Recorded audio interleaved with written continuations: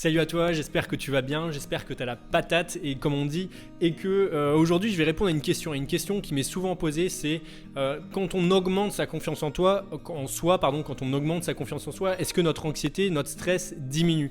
C'est une question qu'on m'a beaucoup posée, des clients qui m'ont posé, j'ai reçu plusieurs mails qui m'ont posé cette même question, de personnes qui ont posé ces questions. D'ailleurs merci à eux de m'avoir envoyé la question pour que ça me donne une idée justement de créer du contenu et répondre surtout à tes questions qui sont importantes, parce que moi si je réponds à certaines questions, ce sera pas forcément si je crée mes propres questions, ce sera pas forcément utile.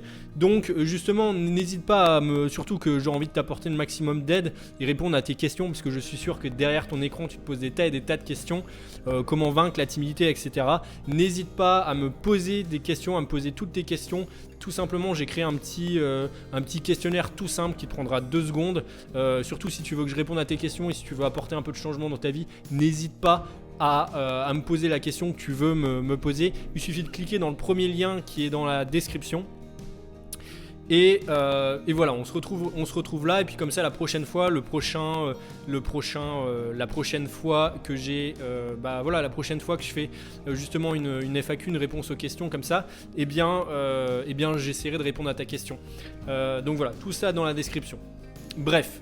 C'est des parenthèses fermées, mais pour répondre à cette question, est-ce que quand on développe, quand on augmente sa confiance en soi, notre anxiété diminue ou notre stress diminue? Et on va voir ça ensemble. Je vais te raconter pour mon histoire personnelle avant de répondre à la question.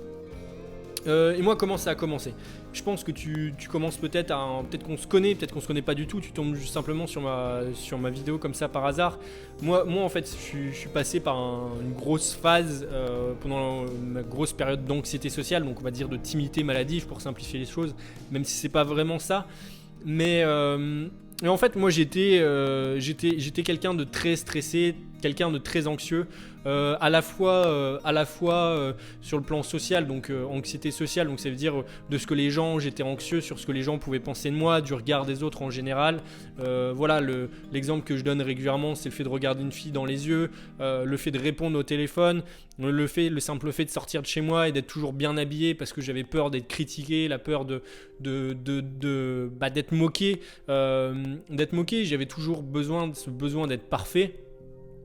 Et donc ça me rendait très anxieux. Mais j'avais également ce stress, cette anxiété en général par rapport à l'avenir, par rapport à mes études. C'est un moment où c'était un moment où l'anxiété sociale moi était très forte au moment de l'adolescence, donc entre le collège et le lycée.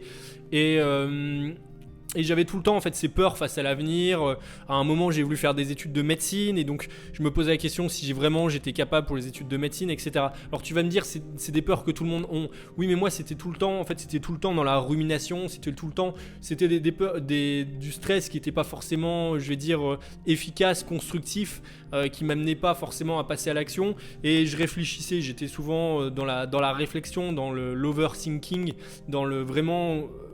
Ruminer, penser, et j'avais justement cette anxiété, ce stress, donc face à l'avenir, face peut-être à mes parents. C'était des moments où j'avais une mauvaise relation aussi avec mes parents, donc je stressais, savoir un peu comment ça allait se passer avec mes parents, etc.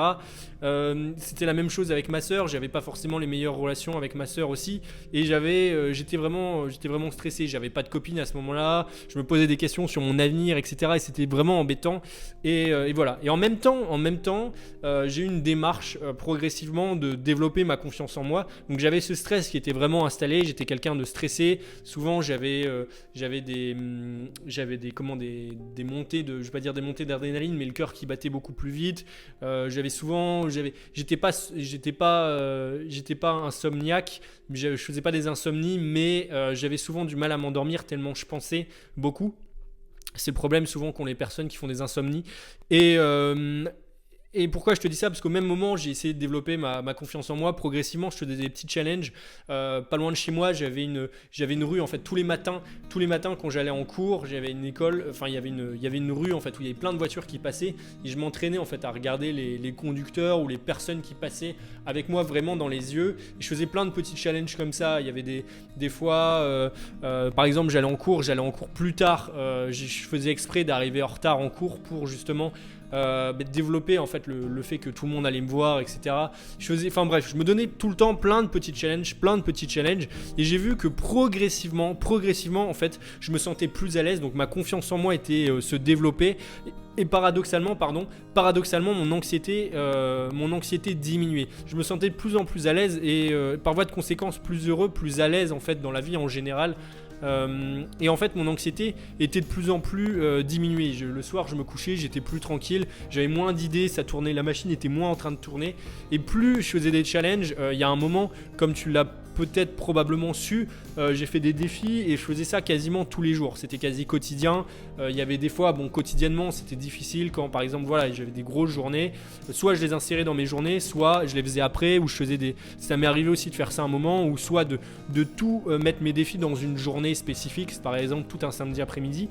Et j'ai remarqué vraiment quand je faisais des défis encore plus quotidiens que en fait toutes mes peurs en fait étaient diminuées. Et mon anxiété en fait par voie de conséquence était diminuée et j'étais vraiment plus à l'aise, plus tranquille face à l'avenir, face à mes études. J'avais une plus grande confiance en moi, confiance en l'avenir, confiance aux autres et en fait mon anxiété diminuait. Et donc en fait la réponse à est-ce que quand ma confiance en moi augmente et quand je développe ma confiance en moi, mon anxiété diminue, et c'est un grand oui, parce que je l'ai vu avec moi, je le vois aussi avec les personnes que j'accompagne, ces personnes audacieuses qui moi maintenant m'inspirent, parce que moi je continue à développer, à travailler sur moi, mais maintenant c'est eux qui font les efforts, qui luttent contre leur peur, etc. Et moi je trouve ça inspirant, j'adore vraiment ce que je fais. Et justement, c'est dans ce développement dans lequel je veux t'amener. Et si aujourd'hui t'es anxieux, t'es stressé face à l'avenir, je sais pas si t'es étudiant, si peut-être t'es au chômage, si t'es peut-être en train de chercher un travail, t'as envie de changer d'études, t'as envie de reprendre ton travail, t'es dans ton travail, t'es constamment stressé, eh bien mets-toi des petits challenges à la fois dans ton travail, peut-être à la fois dans ton, je sais pas moi, si t'es stressé plus au niveau social, si le fait que t'as peur de peut-être pas pouvoir rencontrer quelqu'un qui te plaît, etc. ou de mal réagir face à tes amis, ou de ces fameuses peurs de blanc, ou le fait de pas être intéressant ou intéressante, et bien tout simplement mets-toi des petits challenges, des petits défis, de te dire on va parler de telle discussion avec tel ami, je vais regarder 5 personnes que je trouve vraiment très belles ou très beaux dans cette soirée demain, etc. Enfin des petits défis plus ou moins, et tu vas voir que progressivement ta confiance en toi va augmenter, et paradoxalement je veux dire de manière opposée, ton anxiété va diminuer et tu vas être plus à l'aise, en fait je sais pas comment te dire, parce que c'est vraiment une sensation qui est intérieure, des émotions qui sont internes, qui sont vraiment propres à chacun, et je le vois avec les personnes que j'accompagne qui sont plus à l'aise en fait continuellement, et c'est un peu comme si le fait de vivre entre guillemets dans ta tête, on vit tout le temps dans sa tête, mais le langage que tu as interne est plus confiant, plus agréable. C'est comme si avant tu étais assis constamment par terre ou sur de la paille, et bien en faisant régulièrement, en te confrontant progressivement à tes peurs, etc., en développant ta confiance en toi, et bien ton anxiété va diminuer. Et c'est comme si dans ta tête, au lieu d'être assis sur de la paille ou allongé sur de la paille, tu t'allais dormir dans un canapé bien agréable, un beau canapé ultra confortable, les coussins sont hyper doux. C'est exactement ça. Et dans ta tête, ça sera bien plus confortable, bien plus agréable d'y vivre, parce que tu seras moins préoccupé par l'avenir, par ton quotidien. C'est plus ces soucis qu'on a chaque jour en disant lui, qu'est-ce qu'il va penser si je fais ça, si je fais ci, puis je dois faire ça, je dois faire les cours, je dois faire ça, et c'est le bordel dans ta tête, d'accord? Et donc voilà, tout simplement ma réponse est un grand oui à cette question. Si tu veux me poser ta question pour les prochaines fois, n'hésite pas, comme tu le sais, je sais si ça va, parce que je sais que on m'a posé la question, ne t'inquiète pas, si tu veux pas que je donne ton nom, ou tout simplement, la plupart du temps d'ailleurs j'ai jamais donné ton nom, ou j'ai jamais donné le nom de la personne qui me posait la question, je donne des noms fictifs, n'hésite pas à me poser ta question, moi ça me ferait vraiment plaisir. Encore une fois, et donc pose-moi ta question simplement dans la description, en cliquant sur le lien dans la description, ou tu peux le faire en commentaire directement si tu préfères. Voilà, écoute, je te dis à samedi prochain, dans la prochaine fois, dans la prochaine question, et puis sinon je te souhaite une très très bonne semaine, et puis pose-moi ta question dans la description. Salut à toi.